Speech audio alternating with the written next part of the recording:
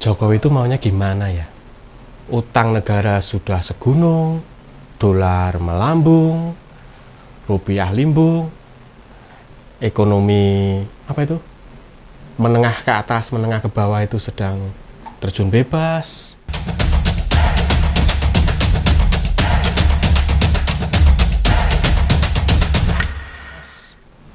Tapi kok tetap maksain upacara di IKN gitu loh. Mau tetap foya-foya di sana. Apa mungkin prinsipnya yang penting kesohor, bodo amat sama negara yang tekor gitu ya mungkin ya. Indonesia negeri kaya raya, gemah ripah loh jinawi. Gak percaya? Buktinya untuk upacara 17 Agustus di ibu kota baru Indonesia yang megah, gagah, mewah dan aman makmur sentosa itu, pemerintah melalui Kemensesnek sanggup menyewa 1000 unit mobil mewah dengan harga sewa sampai 25 juta per hari. Bayangkan kalau mobil sewanya 8 hari, butuh 200 miliar. 200 M hanya untuk pamer kemewahan di hari ulang tahun Republik Indonesia. Itu baru urusan sewa mobil, belum urusan hotel, makan minum, entertainment, bayar influencer. Sungguh negeri yang kaya raya ya. Tidak heran Muldoko dengan entengnya buat merayakan kemerdekaan tidak ada yang mahal. Iyalah, itu duitmu, duitnya rakyat, duitnya negara. Tapi nanti dulu, kalau Indonesia kaya, kok hutang luar negeri kita bertumpuk ya? Belum utang BUMN loh. Mana tahun ini beban cicilan utang mencapai 1000 triliun. Waduh, apes-apesnya kita sebagai warga negara, jangan-jangan nanti diminta kerja rodi untuk bayar utang negara kayak zaman Dendels dulu ya.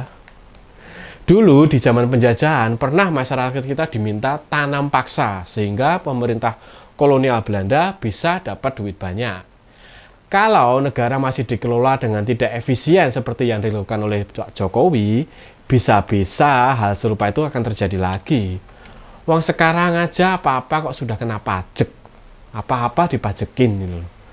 Makin hari makin terlihat betapa ngawurnya pemerintahan Jokowi untuk urusan IKN. Dimulai dari janji nggak bakal menggunakan APBN untuk membangun, ternyata malah gagal mengundang investor. Ujung-ujungnya APBN boncos, tekor. Baru beberapa hari lalu kita dibikin enek melihat Jokowi menghambur-hamburkan duit negara demi memblow up berita-berita tentang IKN. Caranya dengan mengundang influencer. Lah kok sekarang sudah bikin enek lagi karena mau sewa Alphard dengan umpah-umpahan, jor-joran. Pasti masyarakat bakal lebih shock lagi kalau tahu ternyata untuk urusan pawang hujan di IKN saja biayanya tembus 9 miliar. Kayak negara ini nih punya nenek buyutnya saja ya. Gitu. Harga sewa mobil di IKN sendiri menurut Ketua Asosiasi Pengusaha Rental Mobil Daerah atau Asperda Kalimantan Timur melonjak. Asperda memang ditunjuk Kemensesnek menjadi penyedia mobil untuk tamu VVIP di IKN. Rata-rata lonjakan harga sewanya 2 kali lipat. Tapi khusus Alphard lonjakannya nggak main-main dari 7,5 juta per hari menjadi 25 juta per hari. Gila nggak tuh? Beneran harganya naik melonjak atau jangan-jangan di markup ya nih ya sama pemerintah? Hari-hari belakangan ini kita jadi sulit percaya dengan kebijakan-kebijakan Jokowi. Apapun yang dilakukan Jokowi dengan biaya besar, membuat kita tuh berpikir, jangan-jangan mau jadi ajang korupsi. Jangan-jangan mau jadi acara Jokowi ngumpulin sangu atau modal sebelum pensiun nanti. Kan pensiun dari presiden tuh kecil ya. Gitu ya Pak ya. Loh, bukannya Bapak nggak perlu pensiun? Kan pengusaha. Perusahaan mebelnya pasti bisa diandalkan untuk hari tua kan. Apalagi kalau anak-anak udah punya tambang nikel atau tambang-tambang lainnya ya Pak. Nggak perlu khawatir jatuh miskin pokoknya. Kita sebagai masyarakat awam, sebagai pembayar pajak yang digunakan untuk membiayai kegiatan-kegiatan pemerintah, sudah sewajarnya nyinyir.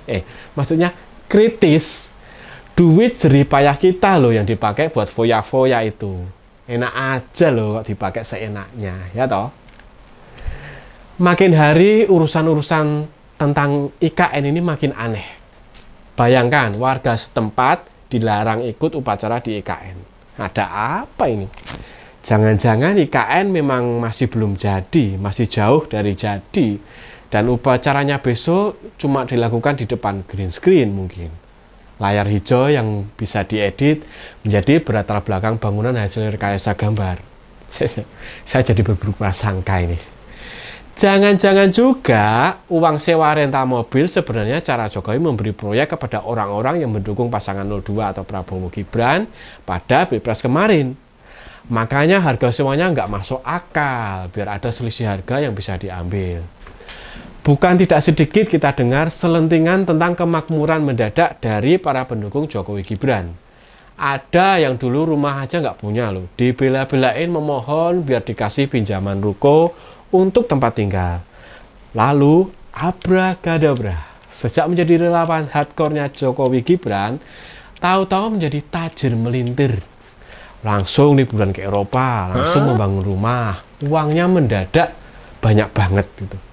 Udah bisa untuk menutup kebutuhan sehari-hari yang dulu buat hidup aja megap-megap. Ini baru relawan level receh, ecek-ecek. Bonusnya udah mencengangkan. Gimana dengan dukungan dari para penggede dan pengusaha besar ya?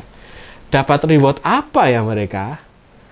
Ada banyak rumor di seputar relawan itu. Konon, relawan yang bersih dan baik, lurus, pinter, ilmiah, beramai-ramai meninggalkan Jokowi. Mereka yang punya cukup hati nurani. Sebaliknya, yang levelnya tukang pukul, pasang badan buat Jokowi, nekat, justru masih bertahan di sekitar Jokowi Gibran. Pertama menyingkir ketika Jokowi dianggap mulai salah jalan. Hati nurani pastilah menjadi pembimbingnya. Ada lagi, Sespri Jokowi, Pak Anggit Nugroho atau Pak Eko Sulistyo, para mantan petinggi KSP. Keduanya orang yang mendampingi Jokowi sejak Jokowi masih menjadi wali kota Solo. Keduanya pula kini tidak lagi berada dalam ring Jokowi. Sebaliknya, mereka yang baru-baru ini aja merapat ke Jokowi, seperti dalam Pilpres 2024 lalu. Semua orang yang tersandra kasus. Di jajaran ajudan dan sespri, orang-orang Jokowi yang masih bertahan di sekitar si bapak rata-rata akan ikut pilkada besok. Mulai dari Sandy Ferdiansyah, sesprinya Bu Iriana yang bakal bertarung di Pilkada Bogor, sampai Agus Irawan, adik dari sesprinya Jokowi yang bernama David. Mereka semua ini terkesan hanya boneka, orang-orang yang bakal ditempatkan Jokowi di wilayah untuk kemudian menjadi proksinya Jokowi. Apalagi jika kelak putra mahkota kita yang mulia Mas Wapres, Gibran Rakabuming Raka bakal maju di Pilpres 2029. Semuanya tampaknya kok seperti dipersiapkan untuk mendukung Gibran, baik dalam meraih suara atau mungkin mendukung dengan anggaran dan aparatnya masing-masing. Ini cuma dugaan loh ya, bisa saja salah. Masalahnya, mengapa kita menduga demikian? Tentu saja karena indikasi penyelewengan kekuasaan belakangan ini sangat terlihat di sekitar Jokowi. Terutama sejak keputusan MK yang meloloskan Gibran. Apa itu yang membuat Jokowi getol banget memaksakan IKN segera dioperasikan? Bukan cuma karena nyenggol anggaran yang besar, tapi mungkin saja itu cara dia memamerkan kalau dia masih kuat, masih menjadi magnet bagi banyak proyek pemerintah. Ini tentu saja menggiurkan karena di tengah lemahnya sektor ekonomi real di Indonesia, tinggal bisnis-bisnis yang berurusan dengan pemerintah saja yang bisa berjalan. Ini sebenarnya bagus, sebagaimana doktrin ekonomi ala John Maynard Keynes tentang pentingnya pemerintah membuat proyek-proyek stimulan ekonomi. Tapi ada syarat dan ketentuan yang harus dipenuhi.